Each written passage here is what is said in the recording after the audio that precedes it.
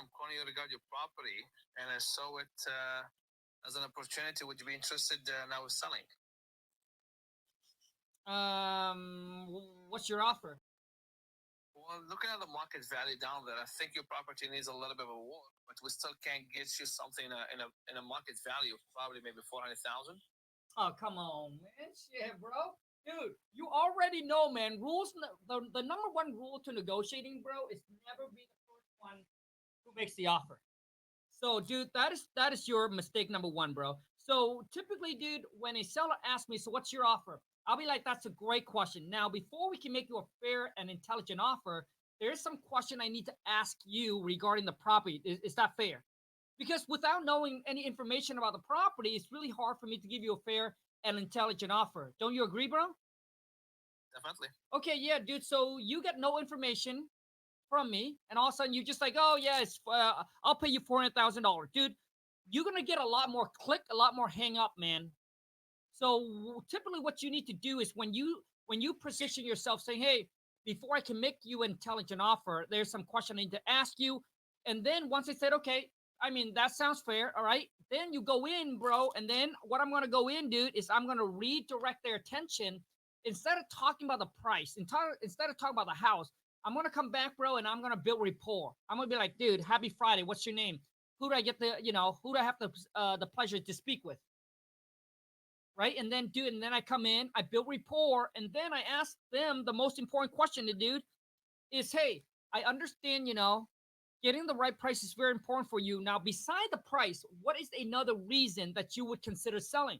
Because I want to know, should I spend 15 or 20 minutes with this person if there's motivation? If there's no motivation, I don't want to waste my 15, 20 minute with you, dude. Make sense? Definitely. At some point. Okay, dude. I hope that helps, bro. It did. Thank you. You're welcome. All right, who is next? Who's next? Who's next? Who's next? Who is next? Like, do you guys understand what I'm saying? So the whole thing is we got to come in, we got to hook them, right? We got to keep them on the phone. Like, how do we keep them on the phone? Because we want to be able to tell them what we do, right? What kind of service, what kind of value that we can bring to the table if they are considered selling their property.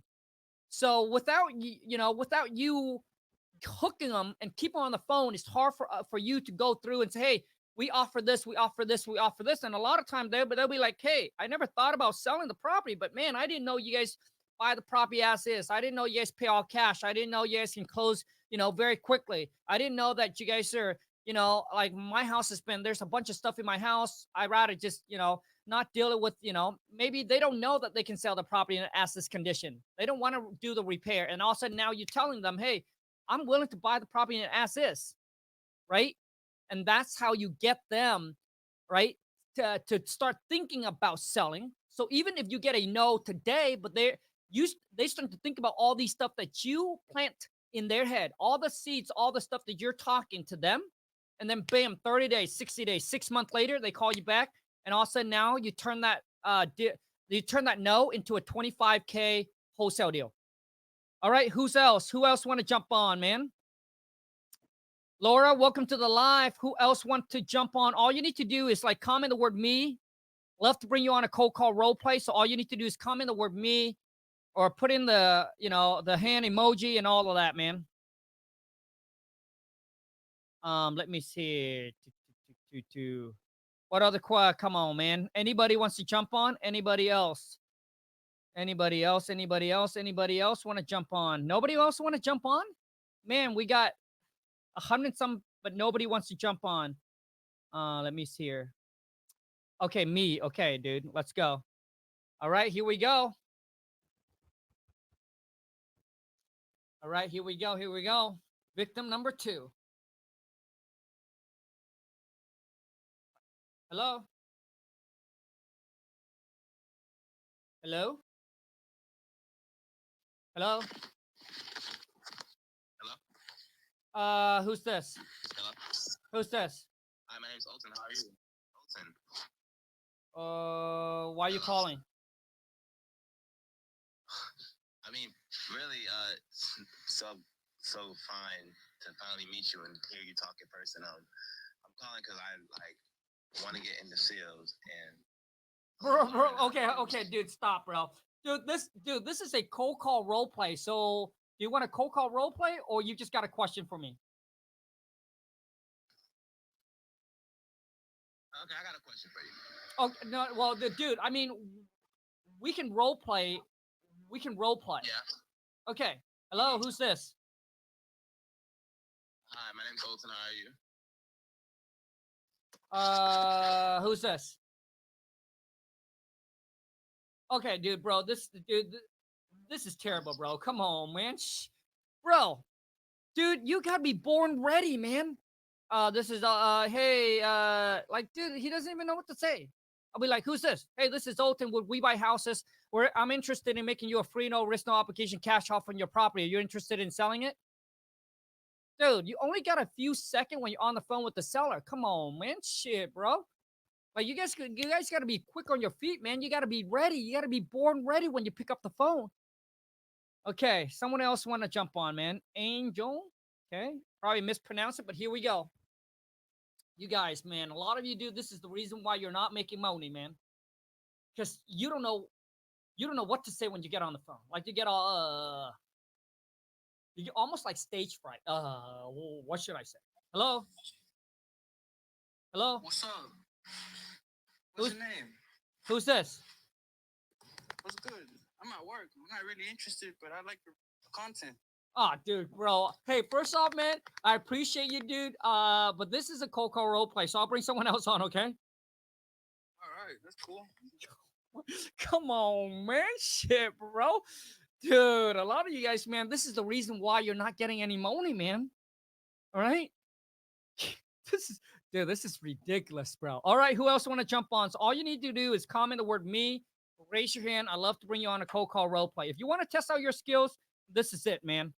Okay, Antonio, you want to jump on? Who wants to jump on? Who wants to jump on? Dude, this is ridiculous, man. This is ridiculous. Who else wants to jump on? Who else think that they got what it takes or they need help?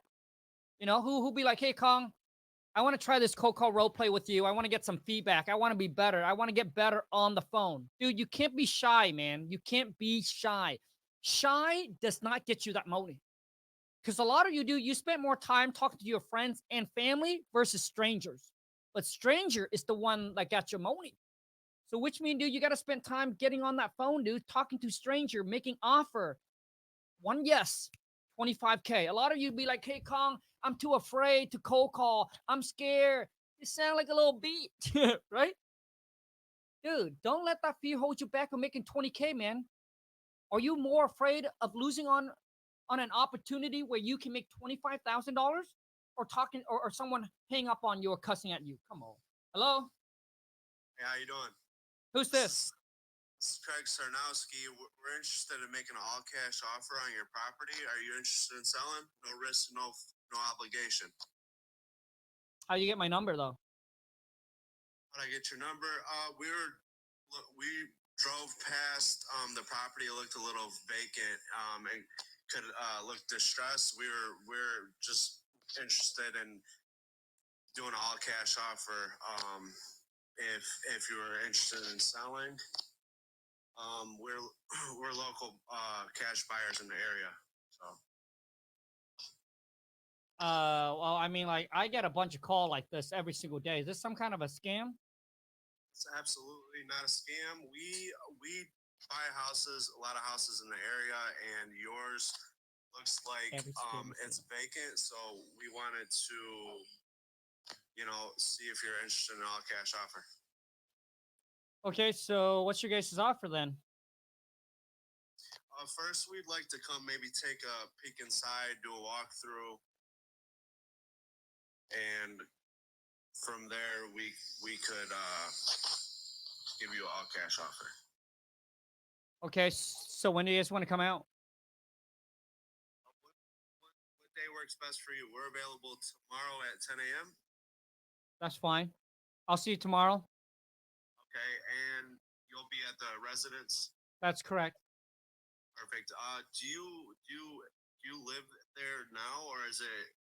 I see it's empty. you guys are you guys out of town, or you guys live out of town, or No, I mean, like, you sound like a stalker now. I mean, you said that the property is vacant. It is vacant. I don't see no blinds, so I figured, are you guys changing the blinds? I mean, I haven't been in the property for like, I haven't been in the property for 3 years. That's perfectly fine. If you're looking to, again, sell your house, or we're looking to buy your house, so if you want, again, we're meeting at 10 a.m. Correct? That is correct. I'll see you tomorrow. Yes. Yes. Perfect. All right, bye. Dude, okay, bro. I hope that you're still on the live, dude. That's the most awkward phone call, bro. See, a lot of you do, you don't have to filter and qualify the lead. Like, how many appointments can this cat go on a day? Like, how many appointments can you go on a day? Like, dude, do I sound motivated? Do I sound motivated? No. He hasn't even got a number from me. Like, dude, you haven't even got a number from me. So all you're gonna do is you're gonna spend 2 hours with that seller. You're gonna walk away with no contract. And how many 2 hours do you have in a day? Which means how many appointments can you go to? So it's a time waster, dude. So unless, see, the only time that you go out to an appointment, that seller must be within your bar park of your price. So if you get no price from them, why waste your time? Unless you can sense that there's extreme motivation and the seller just don't want to talk about price over the phone. Unless. But it's really rare that that happens. Typically, dude, you want to qualify and you want to qualify the seller fast, right? You want to get their motivation and you want to at least get a price if you're going to go out there to meet with the seller. This is why, dude, you guys, this is why those of you who's new into the game and you're not good, dude, you're going to get crushed, dude. This is why a lot of you drop, after a month, after 3 months, you quit because you don't improve your skills. Like, dude, like, once again, dude, you qualify the seller, make sure that they're within your bar park before you set an appointment to go out there to meet with the seller. But you don't need to meet with the seller. You can close them all over the phone. So why wouldn't you do that? Because by the time you'll be like, hey, I'll meet you tomorrow at 10, all of a sudden, bam, I call them. Same day, I lock the property in the contract over the phone. They're going to call you back and they're going to be like, hey, yeah, you know what? It seems like I accept an offer. Bam, they'll cancel on you. Dude, it's because speed. Speed, man. The property's vacant. Seller doesn't live in it. You talk to him, you be like, hey, I'll make you a cash offer. I'm gonna buy the property as is. I already know how much it's gonna cost to rehab the property. Bam. Right? If you can overcome all the objection and give them the confidence, the trust, and make them like you over the phone, dude, it's game over, bro. So a lot of you do, you need work, man. You need work, dude. So whoever it is that was just on the phone with me, my advice to you is qualify the seller first before you make offer. All right. Okay. Who else want to jump? Okay, I want to try. Okay, let's go, baby. How do I get on with you? Okay, hold on. Hello. Hey, can you hear me? Yeah, who's this? Hey, this is Michael. My name is Michael with Pinnacle Property. I was just calling you to see if you have any interest in selling 123 Main Street. How do you get my number? I just did a basic search on the internet, and then I look up the property, and then I found your number. That's how I was able to give you a call. That sounds very scammy. I mean, huh? So, No, dude, it's not scammy. It's just that the property looked vacant, and I drove by it, and then I took the address, and I was able to find your information and see who was the owner, and your name came up. okay. So what do you guys do? We purchase property within the area with the house you have, and we buy homes and we fix them and we sell them. What's your offer? Well, I don't. Let me get a little more information on the property to see if we can come up with a number that works for both of us. Have you done any improvement to the property as lately? No, I mean the property has been vacant for the last 30 years. Okay, that's not a problem. We can make you an offer. Do we have any pictures or anything that you can send to me so I can see what it looks like?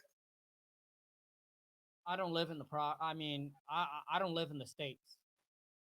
Oh, you don't?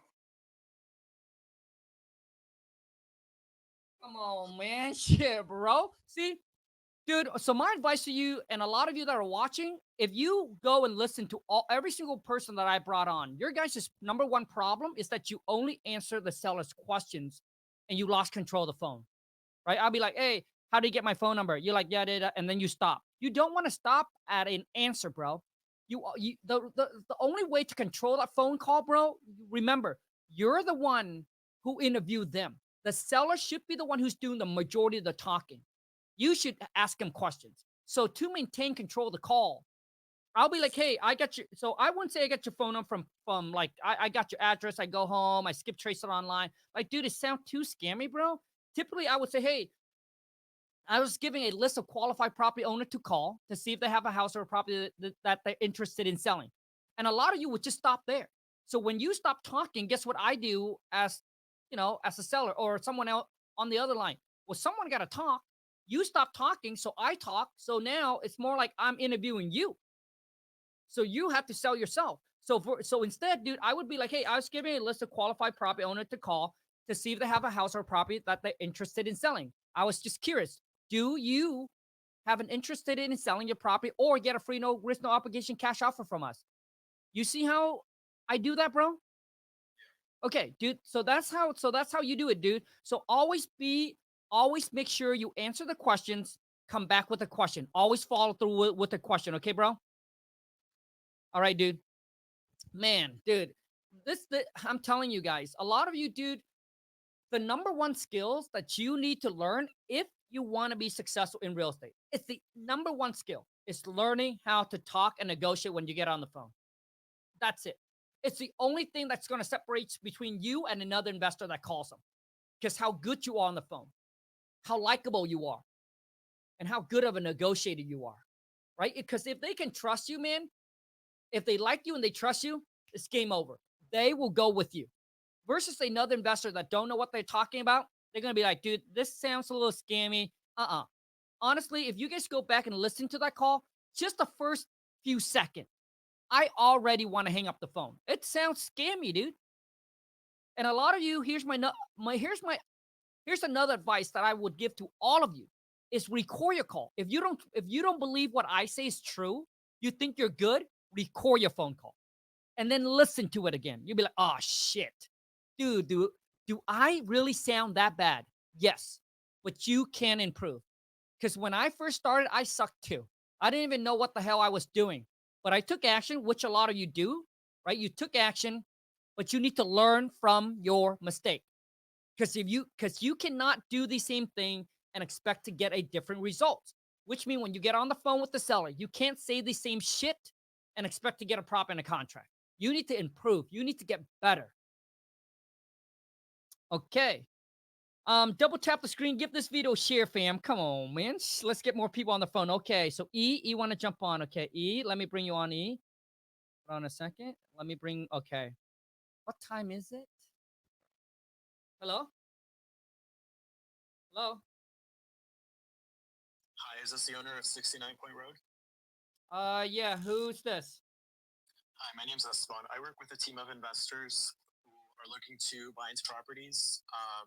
My partner handed me a list of distressed properties in the area, and you came up. I was calling to see if you were interested in selling that property as is.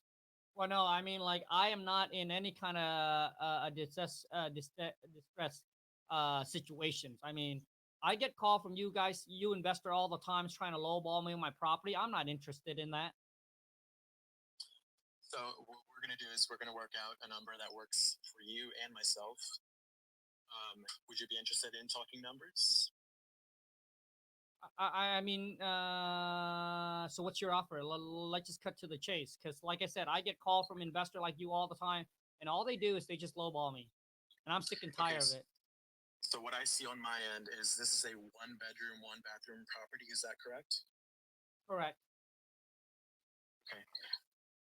Based on market value and how it's been fluctuating, my team has put together a cash offer for $230K.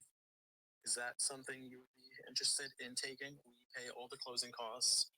You pay no fees, no realtor fees, none of that, and we pay you cash within however many days you want. The other guy offered me 250, and you guys offered me 230.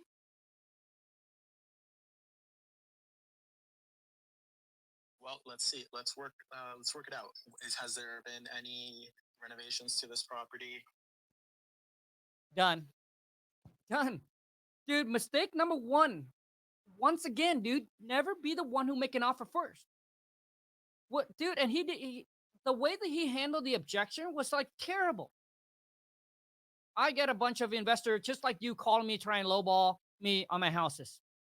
And he came back with like, I didn't even know. He didn't even handle the objection. He just kind of like shove it because he didn't know what to say. Would you guys agree or not? Comment in and let me know if you agree or not. Like he didn't even know what to say. You guys, man, you need to answer their question. You can't just shove it under a rug and just like, oh yeah, just call it. Because dude, when it linger in their head, like, dude, they will never sign the contract. Dude, I would come back and I would be like, okay. So it seems like you got a lot of investor that calls you about your property, which is fantastic. And I know a lot of them make you a low offer on your property and you're upset. I wouldn't sell the property, right, if the prices make sense for me as well. So what you did, I agree with you. Now, see, now you come in, you be like, I agree with you. Most of these investors make low offer ridiculous. I get called in my house too. And typically I just hang up on them. Now, the difference between us and another investor is, let me tell you this, okay? We pay the most. I work for this company. Now I come back, I'm going to sell them. I work for this company for the past 5 years, and I can tell you right now, this company, we pay the most for people's houses. And that's how we still are in business. Because our goal is to make it a win-win for you and for us. Now, if you just give me a few minutes of your time, I just need to ask you about the property really quick, and I'll make you an offer. It's irresistible. You will say yes. It doesn't matter if they're going to say no. But you see what I'm doing there? I want to keep them on the phone because I want to build rapport. I want to make them to like me. And once that, easy. And then the next question you should ask, bro, is I understand most of these investors make you a low offer. What is the highest offer that you got from them? Come on, man. Shit, bro. Never mention a number. I would say, hey, what is the highest offer you gotten already? And then they'll be like, yeah, you know what? The highest one I got is like 250. Okay. What makes you not accept that beside the price? They said, well, they I got to pay closing costs and all this, yada, yada, yada. Right? Let them explain to you why they didn't accept that offer. Oh, it was too low. Got it. Okay. So where do you think the price would need to be for you to actually consider selling it? Come on, man. Shit, bro. You guys are like, dude, you guys are weak. When you get on the phone, bro, you got to be badass. Dude, there's so much competitions that when you get on the phone, you be like, dude, I'm going to close this deal because no one is a better closer than I am. Come on, man. Shit, bro. Work it. Cook. Let him cook, man. Work it, dude. Right? So I never mention a number. I'd be like, okay, so the highest offer you got is 250. Okay. I understand you didn't accept it because it's too low. I agree with you. Too low. Agree with the seller. Too low.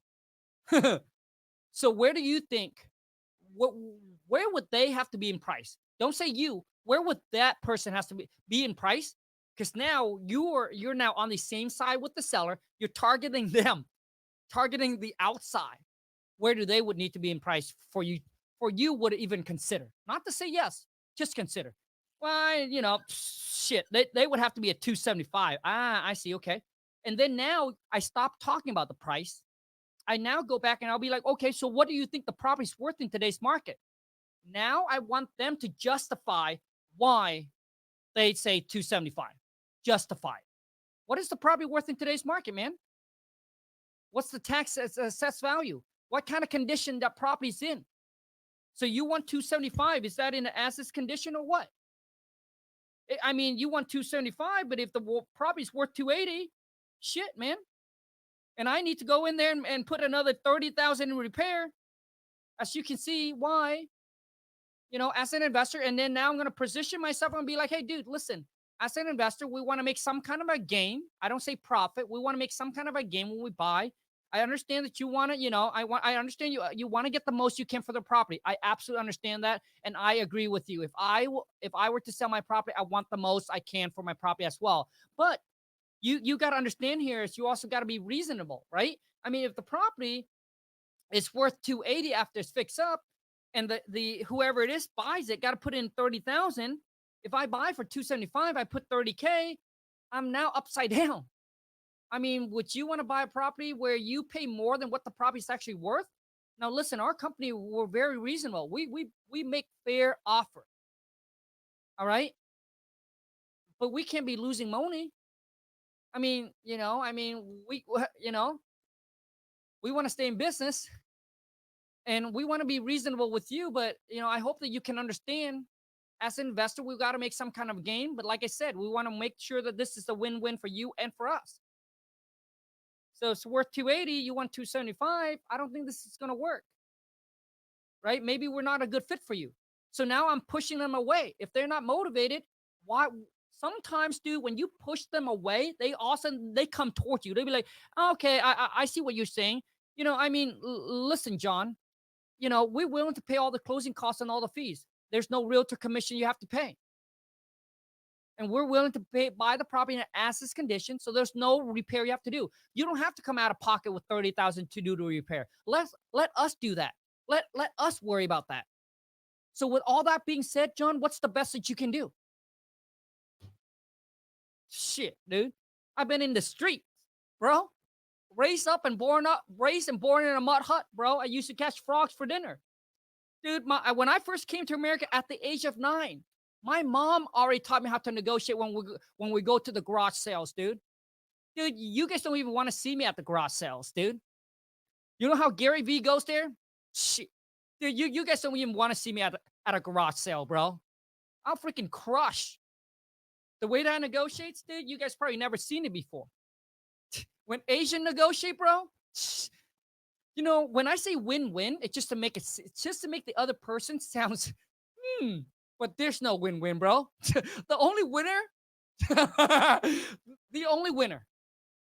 And honestly, dude, when you say win-win, it just makes it sound good, but typically someone got to lose it. Somebody has to lose in the negotiating. There's no win-win, man. Dude, there can't be a winner without a loser. Don't you guys agree? Dude, sometimes people just say things to put out an image. Let me give you an example. This guy commented on one of my video, and he's saying, Khang, wholesaler and a realtor is completely different. As a realtor, I care more about my client. I want my client, man, to make the most money they can. I don't want to take the equity. I don't want to take the equity. Okay. Is that why you're charging them 3%? I mean, if you could, you probably charge them 10%. I mean, if you care so much of how much they walk away with, why don't you do it for free? You're like, Khang, my priority is my client. I want them to get the most they can. I want them to put as much money in their pocket as possible. So dude, come on, man. You see, that's just an image that person wants to portray. But at the end of the day, it all comes down to, dude, money talk, bullshit walk. The end. Because if you care more, because you don't care about you just care about that person, you would have said, hey, you would have given them all the strategy that they can do for free to sell their house without paying a realtor commission. But I can almost guarantee you when you're on the phone with them, what you're doing is you're trying to close them so they can list their property with you. And if you can charge them 10% and get away with it, you probably will. Dude, this is the real world, man. Real talk. And I'm keeping it real. So see, every single time when someone, even when you go to Costco, they give you those free samples. You don't think there's a catch? Come on, man. Shit, bro. There's no such thing as free in this world. People said, hey, come to my free training. There's a catch. Dude, they will pitch you. Right? Just like Costco, dude, they'll give you a taste. It's free. The sample is free. But damn, bam, shit. I didn't go in to buy this shit. And now you walk out with 3 bags, 4 bags. That's how they get you, man. See, There's no free. There's always something. There's a motive, man. Do you guys understand what I'm saying? A lot of you, dude. A lot of you, dude. A lot of you, man. You're so gullible when you walk into the real world. Oh, I didn't know that person was going to charge me for their time. No shit, bro. Who are you? You're just a stranger, and you expect that person to help you for free? Come on, man. To take their time and help you for free? If you want free, trade your time. Everything that you ever need is on YouTube. Why don't you go do that? Go watch some YouTube video and do it yourself. That's free. But it ain't free, dude, because time is money. What is your time worth? If your time worth $10, got it. Go do the $10 task. Because the people that are making money, man, their time worth $1,000. So they're not going to spend an hour on the phone with you and you're making $10 an hour. Come on, man. Shit, bro. Let's just be real. So I don't, the one thing about me is with all these gurus that I don't like, it's just how they talk. With all these gurus, dude, I wasn't born yesterday. I'm not a child. Oh, man, I just love helping people, man. No, dude. The reason why you love helping people because you know the more people you help, the more money you make. At the end of the day, guess where it ends up, man? The money. Because if you would have helped people and got no money in return, would you still do it? You wouldn't. Because how can you put food on the table? How can you? If you spend all your time giving it away for free, where's the money for you? How are you going to go buy shit? That's why all these gurus, man, Khang, I just help people. No, dude. Yes, you love helping people, but the motive is because the more people you help, you charge them for coaching, consulting, whatever it is that you do, man. You create free content. Like, I'm just keeping it real, man, because that's how I am. People create content for free because they want to build a brand. They want people to know them because they know attention is the new currency. So the more people know what they do for a living, the more money they're going to make. So they're putting out all these free value information because from that free information, they will get students, they'll get clients, they'll get consultant call, like they'll get brand name, a sponsorship deal, like affiliate, all kinds of money coming their way. But if you tell me if they were to take away all of that, you get no money in return. All you get is a thank you. Would you still do it? You wouldn't. All you get is when you wake up in the morning, you get a thank you. Because thank you ain't going to pay your bills, man. Come on, man. Shit, bro. Just keeping it real, man. Imagine if you create all the free content. No affiliate. Like, you're not making money from it at all. And every single time you wake up, you get a thank you. You get, oh, God bless you, baby. Oh, I love you. Shit. You think that person's still doing it? Shh. Maybe you get the, oh, man, you changed my life from one of your videos. Maybe that gets you excited. But, dude, over time, it becomes the same shit. You'll be like, dude, how do I get paid?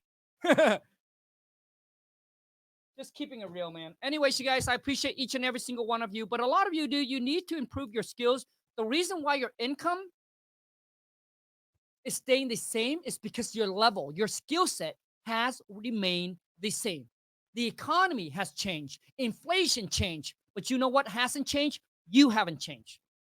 Your bank account hasn't changed. Oh, last note before I end this live, man. A lot of you are watching out there, spending so much time watching the Olympics. And I made a video that I don't watch the Olympics. I don't drink. I don't smoke. I don't vape. I don't do none of that bullshit.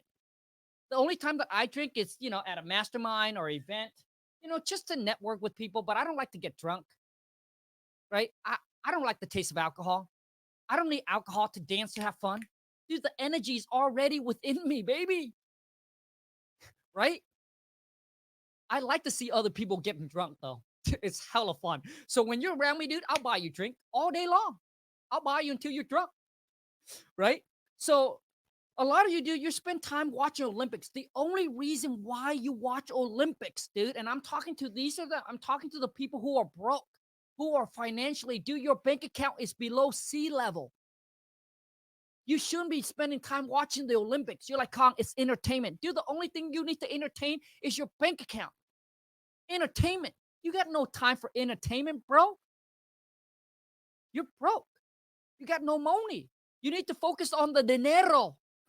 Dude, you need to focus on getting your money right. You need to focus on getting your mindset right. You got no time for Olympics, dude. The only reason why you watch Olympic because you want to be like one of them. That's the direction that you're going. Then watch it.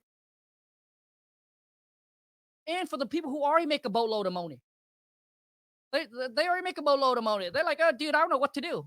Okay, let's watch the Olympics. But even when you don't have your money right, dude, that's the last thing you want to do, my friend. It's a waste of time. Anyways, I appreciate each and every single one of you that's here with me. And I know a lot of you will disagree with what I just say. And I respect your opinion. But I also got to tell you, dude, everybody dude, I'm telling you that majority of the time, the people that got the money, they don't spend time watching the Olympics. Okay. Okay, dude, when your money is not right, you should be focused on that money. Watching people that shows you how to make money, getting your mindset right, listening to Jim Rohn, Think and Grow Rich. Like, that's the thing that you should spend your time doing, man. You need to go out there and freaking hustle. Not sit back on your couch and watch the Olympics and watching your bank account go down as the Olympic ends. Come on. The only winners, dude, is the Olympic people. You ain't winning, man. If you're not first, you're last. How can you be winning when you're spending your time not creating? You're just consuming content for absolutely no reason. What has it done to your health or your wealth? Anyways, because a lot of you do you're watching the Olympics and watch how fit they are, but you don't go to the gym. You're sitting there eating McDonald's, dude. Come on, man. Shit, bro. If I want to go to the gym, dude, I open my Instagram. Let me show you, dude. All these freaking dudes have 6-pack. Right there, bro. Ain't no lie. Look at that. Now I want to go to the gym. You see that, dude? You become what you think about and what you do. That's your thoughts dictate your action. Your action will dictate your results. I appreciate each and every single one of you that are here with me. And anyways, for those of you who be like, hey, Khang, I want to get into the game. How can I work with you, man? Just go to coachwithkhang.com, fill out this application. Love to have you a part of my Wholesale to Million Academy. I don't care if you're new or you're experienced. Our goal is to help you start, build, grow, scale, and automate your wholesaling business. Whether you haven't done a deal or you want to do 1 deal a month or 2 deals a month, we can help you get there. I'll give you the guidance, the tools, the resource, the training, dude, the support that you need to get you from where you are to where you want it to be. Until next time, take care. Let's go get this money.